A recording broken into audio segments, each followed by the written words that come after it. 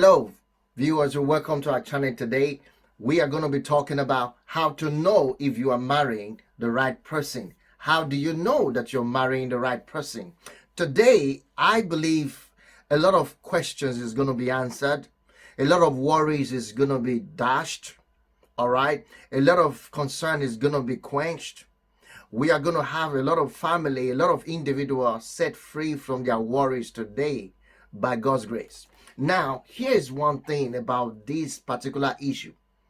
I've had several questions and people coming to me asking me, how did you know that your wife was the right person for you? How did she know that you were the right person for her? All of these questions coming in from young people, students who are facing their graduation, facing their final year, and they want to come out of school and then decide to get married to somebody, or you have just casual individuals who think that they have to make the right decision in marrying somebody because of the chaos and troubles that follow marriage today that is so rampant. Many people are afraid of getting married, taking the decision to get married, even though they actually anticipate it, they aspire to be. Yeah, I understand that. One of the things that people need to understand again is that the key to this whole thing includes you knowing the will of God. The success of it is that you have to know the will of God. It's so important. You have to keep God as the center of your life. You have to keep God at the center of your life, which is the most important step to take in any relationship building. And that's the step I took. And you understand. And again, not to rush. In addition to that, you don't want to rush doing things. You want to avoid being in a rush to try to, get this done, get that done. All right. So I have 7 things I want to share with you today. 7 points I believe that you can use. Okay. 7 points that you can implement to help you know that you're marrying the right person. And these are the exact steps that I personally took in my relationship, in walking my way to marriage. This is exactly what I did. Now, I am over 40 years old, and I've been married for over 8 years now. And I understand, I dated my wife right now for about 14 years. We were together, and then we got married. Now, all of this has been happening due to understanding each other and walking these principles that I'm about to share with you today. Okay, so I'm not just speaking from my head or trying to make you feel inspired or something. No, I'm giving you principle that has worked for me, and I believe it will work for you if you follow suit what I'm telling you today. Okay, number one thing that you need to do. You need to do these things. Number one thing that you need to do to know if you are marrying the right person is this. Believers must marry believers. God's word is clear about that. A Muslim should marry a Muslim. An unbeliever should marry an unbeliever. If you are a Christian, you believe in God, you should aim to marry one who is a Christian and who believes in God. Of course, we know that people claim to believe in God or believe as Christian, but they are devil incarnates themselves. We understand all of that. That's why you need to follow the next principles I'm going to share with you. There are 7 of them, so you need to listen carefully. But number 1, the first goal is to marry somebody who believes what you believe. Somebody in your class of belief, somebody in your class of religion. Now, failure to do so will bring a lot of calamity to the marriage if you proceed with that without considering this first step. Failure to do this will procure, or it will invite calamity, challenges beyond your wildest dream. And that's where a lot of people made the mistake in getting married. They go with their emotions, they go with their feelings, forgetting that there are principles here that guides this kind of marriage to be successful. Now, number two thing, the second thing that you need to do, is this: pray continually and earnestly for God's leading to the right person. Oh yes, you heard me. A lot of people think prayer is just spending hours and hours and hours and days and days and days and just talking and, religiously, ceremoniously. No. Prayer is about thoughts, good thoughts. Prayer is about what you want God to help you do. Prayer is about asking God for guidance to help you find the right person. So you need to pray continually, expecting to meet the right person, expecting to know that you're going to get married to the right person. You must say it to yourself. You must affirm it that you're going to get married to the right person. But you need to know that this right person must be a believer. So you will say, I'm going to get married to someone who believes in God, a man or a woman who fear God. You must ask that. Asking is praying. You ask God what you want, and by doing that, you are praying. Okay? That's number two. You need to do that earnestly. Well, you might sometimes go without eating food, maybe half a day, or maybe for a whole day.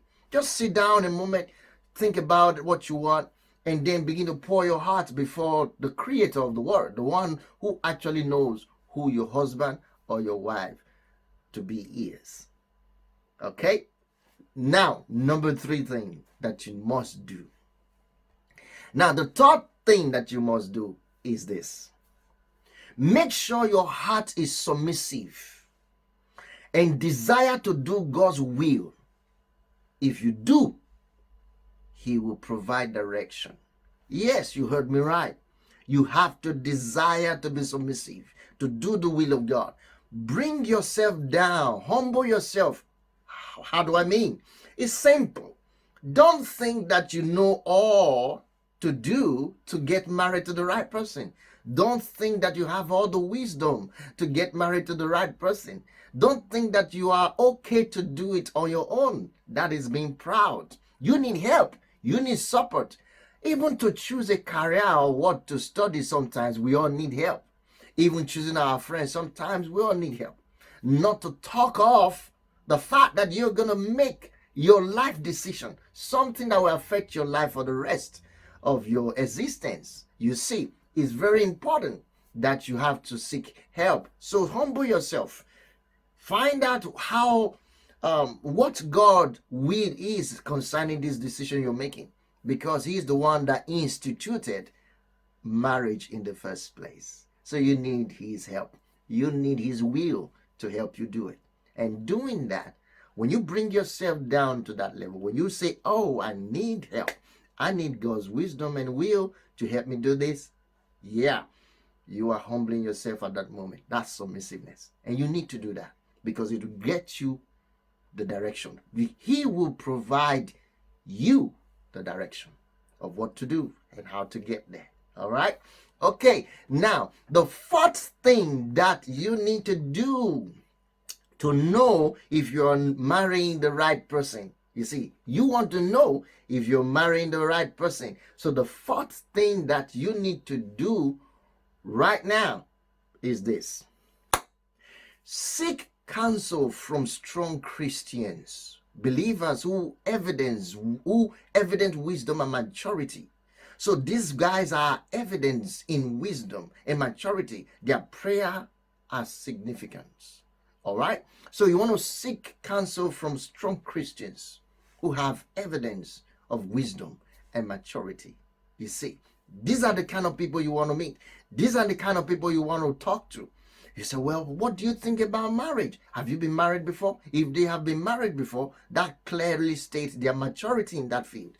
That clearly states their wisdom in that field. So how long have they been married? Like for us personally, I have been married for about 8 years now.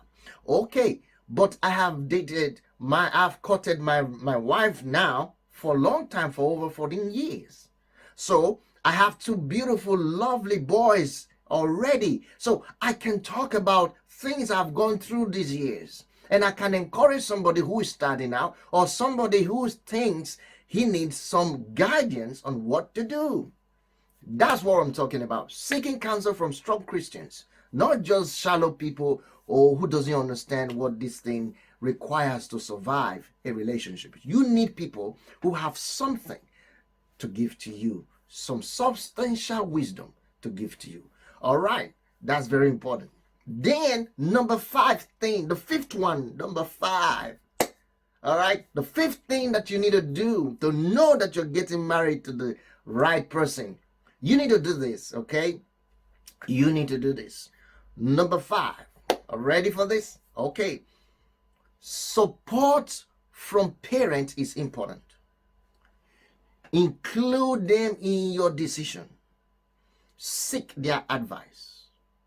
Did you get that? I'll say that again. Support from your parents are very important. Include them in your decision making to get married. Seek their advice.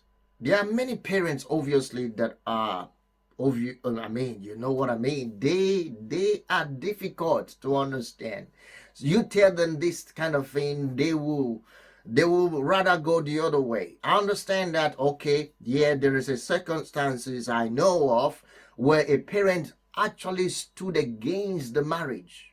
When the lady talked to their parent about who she wanted to marry, the parent refuted. They didn't want it. They won against it. They fought against it. And this was just actually supposed to be the right person that she felt that she was going to marry.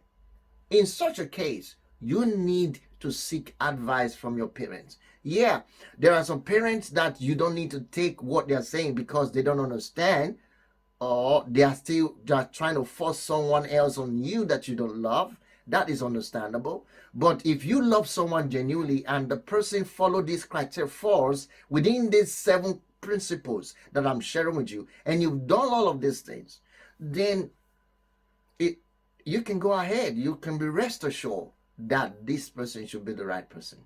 Okay? Very important. Parents' advice is important. Don't get married without your parents. You need your parents' blessings. Okay? Very important. Okay, number 6 thing you have to do to know that you're getting married to the right person. The 6th thing you have to do is this. Be satisfied with Christ. Making him the focus of your life is a priority. Be satisfied with Christ. I say this because a lot of people, when they get married or when they're planning to get married, they have double mind towards life. They are part of the word, they are part of God. They have one leg outside, one leg in. So when it comes to solving problems, they can borrow from the world system and then borrow from God. So they are missing up things in their lives. You don't want to have that. You want to be satisfied with only one principle and one Lord and God in your life. That is it. You make Christ your focus and you make him your priority. When you do that, you can't miss it. This is exactly how I feel, because I've been on this now. It's as though I feel I am home. You see, I feel I'm home in my marriage. Believe me, I'm not saying that there are no challenges, but because of my focus and my priority is Christ, I receive guidance. I receive direction all the time to solve every challenges and problem that comes. And I'm excited because I see a lot of people crumble. I see a lot of people fall. In all of these challenges that comes to me, a lot of people fall and marriages are dissolved, you know.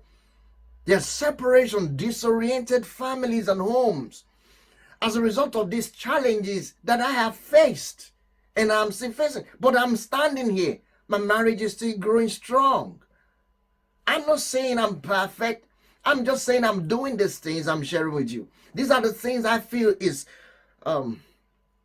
life-changing principle for you. Things that you can implement to change your life. So that's number 6. Number 7, the 7th thing that you must do. If you want to know the right person, that you're marrying the right person. This is the 7th thing that you need to do. And what is this? Rushing into marriage is never wise. Rushing into marriage is never wise. So don't rush. Don't rush. I know a lot of people are saying, I'm out of time. I'm 40 years old. I'm 35 years old. I'm not still married. I need to get married to anybody. No, you can't get married to anybody. Please don't do that. You're destroying your future. You're destroying your life. Think about the children that will suffer the consequences of your actions today. Or think about your children that will receive the benefit, the dividend, the blessings of your right decisions today. You need to think ahead of time. You need to plan your family ahead of time before you get started. You can do it. All you need to do is to see what you want to become. See what you want to achieve in your marriage. See what kind of marriage you wanted. And then you want to live that way. When I was growing up, in the area where I grew up, in my hometown, I saw a lot of, family, especially husband and wife, fighting, quarreling, a lot of chaos in several areas in marriage, in several marriages I saw in my area growing up. Especially one particular neighbor that I had 2 wives. It was war after war, war after war, daily. Either he's fighting the other, the first wife, or the first wife is fighting the second wife, or the next day he is fighting the second wife. There was always a fight. Or the next day the children of the first wife is fighting the children of the second wife. I mean, there was always fight in the house almost every day. I was sick and tired of seeing that. And I made up my mind. That family inspired me to make the right decision. I made up my mind, first, I'm not going to get married to 2 wives. I just made up my mind. I saw, even though God is against it, God doesn't allow it. I mean, God doesn't support it. Even though you choose to do it, God will not be angry with you. But he actually advised not to do it because that's wisdom. If you're wise, don't do it. But if you don't care, if you have all the capacity, energy, to coordinate everything, go ahead. There's nothing wrong if you want to do it. God is not mad at you. He won't be. Okay.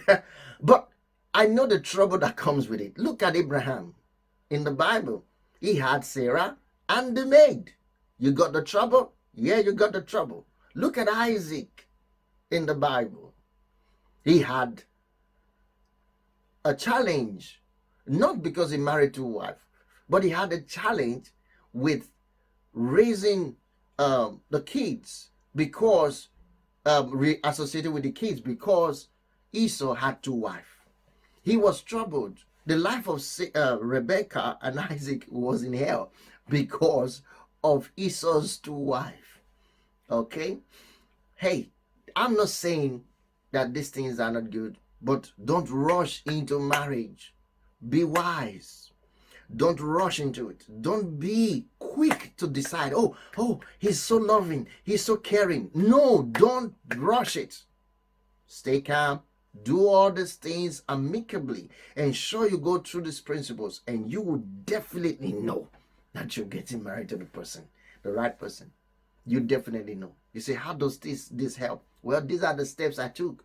And then when I went through this process, by the time I was done, my heart was connected to my wife right now. I have about 2 to 3 other sets of girls that was online in my mind to choose from. Some of them might be watching this video and I don't know. But in reality, they were there. I wanted to choose. I have to go through this principle. And my heart fell back all the time. I was having peace. Every time I was with my wife now, Then the woman I was dating, she's my wife now, every time I was with her, I felt peace. I felt at home compared to any other person. I knew that this was it. I knew that this was the direction I was supposed to go. And I was glad that I did take that decision. So if you do the same, you will receive direction. Okay? I believe you have been imparted with this. Thank you. Now, before I go, I want to give you practical advice, a practical step. Practical step. You don't want to miss this. Okay? Practical step. You need to take this practical step. First, I've mentioned them before, but I'll just recap. First, avoid dating someone who is not a believer. Avoid dating an unbeliever. This is a trap that could easily cause grief. If you avoid dating, having a serious date with someone who is not a believer, you will save yourself a lot of trouble. Number two, do not think that you will convert the person to be like you. Changing someone is not the key to successful marriage. You cannot change anybody. Don't think you win him over to you. Win him over to God. Oh, he will become a Christian soon. You may be wrong. That could happen, but it's usually not the case. Okay. So that's number two. Number three, hey, get others' prayers. You need other people's prayer. Get them to be praying for you. You see, you need people to help you pray. You need people to support you so that you can have the strength and energy to make the right decision. You need that. And then spend time with your future in-laws. Yeah. Actually, when I was dating my wife, my mother-in-law was obviously against all I did. She fought against it. But later on, as she saw my tenacity, my consistency, and she made up her mind, no, you know what, this guy, I can't do anything more. Let me just see what happens. And today, I'm telling you, she's glad that I am a son in-law. So this is the key, all right? Spend time with your future in-laws to observe how they treat other people or how they treat each other. Okay? This could be an indicator of how your future spouse will treat you. It's so important. These are very key. Okay? Follow this practical step and you will be on your way knowing the one to marry. Thank you for watching. Remember to share this video, like this video, comment. Do that now. Share, like, comment. All right? And subscribe if you haven't done so. I want you to subscribe to our channel if you haven't done so, because there are more of these kind of videos coming your way to help you succeed in your family and marriage. Thank you so much for watching. I'll see you again. Bye.